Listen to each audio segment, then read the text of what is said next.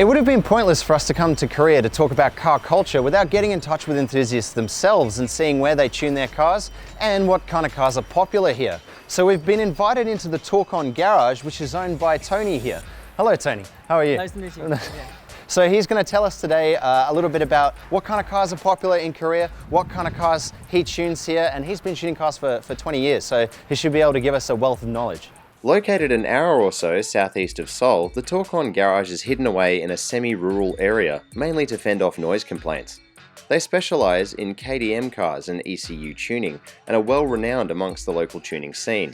Although the garage looks humble, our translator tells us that mentioning Tony's name elicits approving nods from enthusiasts Korea-wide. As for the next generation of tuning cars that are popular in Korea, we have the Veloster N here.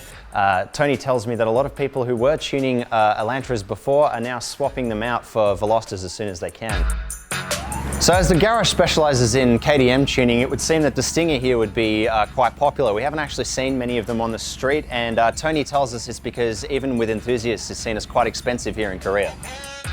As well as custom ECU tunes for cars imported from around the world, the Torcon garage makes DIY kits for KDM enthusiasts.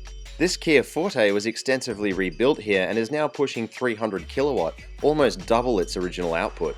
Yeah, so we asked why anyone would need 300 kilowatts for the road, and Tony here insisted on showing us instead of telling us, so here we are. I asked Tony what cars were the most popular to tune. He said the Forte and Elantra were number one. They're cheap to buy second-hand, parts are cheap and common, and they're easy to work on.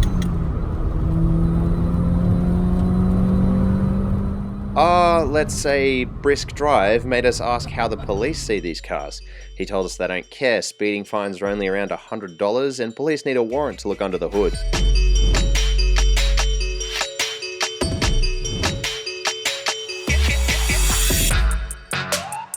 Okay, so we know what kind of cars are cool in Korea now, but I'm going to show the owner, Tony here, what cars are cool in Australia and see if they'd be cool here as well. It's called the AU Falcon.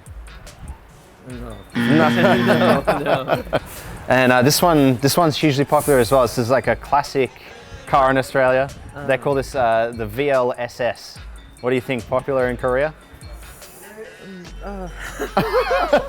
Sorry. Not our type. Not our type. Okay, fair enough. How about this one? This one, Ford Falcon, but later model, recent, 2009. 이거는 괜찮네. 이거는 조금 낫네. That would be cool here. A little bit. Little bit.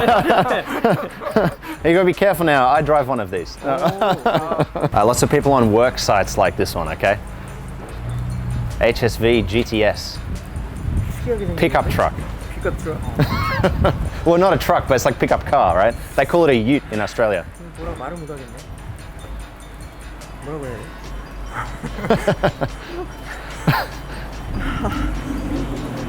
어려워. I don't know what to say. Thanks to Tony and his crew inviting us into their garage today. I think we've learned more about Korean tuning culture than we ever could have hoped for, and I hope you have too. Let us know what you think in the comments below.